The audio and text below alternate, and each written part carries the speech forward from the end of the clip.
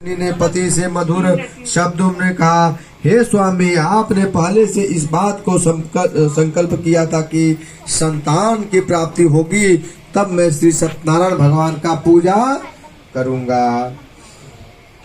पत्नी की बात सुन करके अर्थलोक बनिए ने कहा, हे प्रिय कन्या, जन्म उत्सव से बहुत अधिक धन और व्यस्त हो चुका हूँ मैं, इसलिए अब मैं इस व्रत को कन्या के विवाह के अवसर करूंगा। इस प्रकार अपनी पत्नी को अवशासन दे करके वहां बनिया ने नगर में घूमने के लिए चला गया। और इधर कन्या कहलावती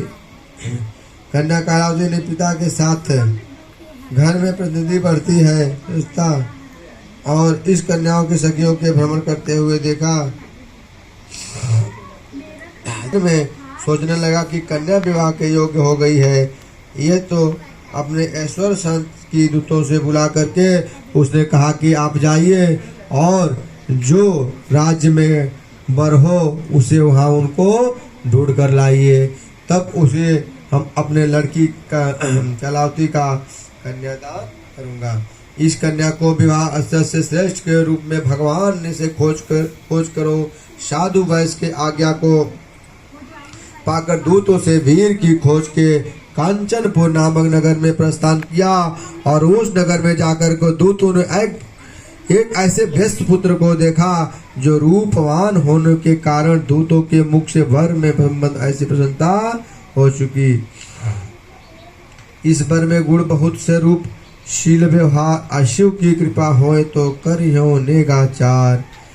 कुल से शील संतान च हृदय पिबंध एका गुणवान सत्यविद देवा कन्या गुणवान चंद्रवान है।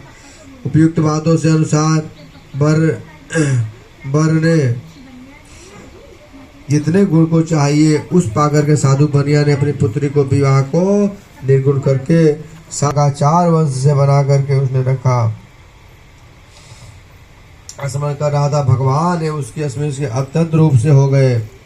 विवाह के पश्चाताप बनिए ने सोचा कि बहुत सा धन व्यस्त हो रहा है, इसलिए शीघ्र ही ब्राह्मण चल करके व्यापार में लग गए। जाना चाहिए।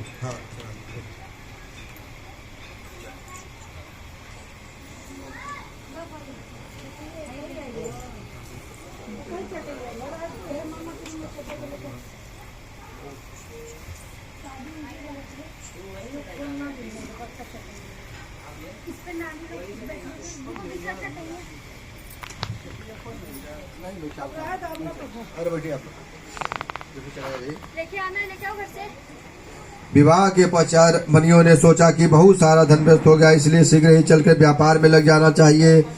तो अपने दामाद को साथ लेकर के व्यापार के लिए निकल पड़ा और रत्नसापुर नामक नगर में जा करके समुद्र के तट के किनारे नौका को किनारे करके उन्होंने भगवान से व्यापार की तकलीफ हो गया। वह नगर के राजा चंद्रकेत ने अधीन था। ठीक उसी समय श्री सत्यनारायण भगवान ने संकल्प युद्ध पर साधु बनिया को श्राप दे दिया कि हे बनिया, तुमने भविष्य में मेरे वचन के महान कष्ट भुगतान होगा। यह अर्थ विलास का परिणाम है। लोभात्रात क्रोध प्रवृत्त लोभातातः काम प्रजित लोभातांत न जानत लोभोपतास करुणाय। लोभ के इच्छा के धन बल का काम में केवल नारी क्रोध के रूप वचन बल मुनि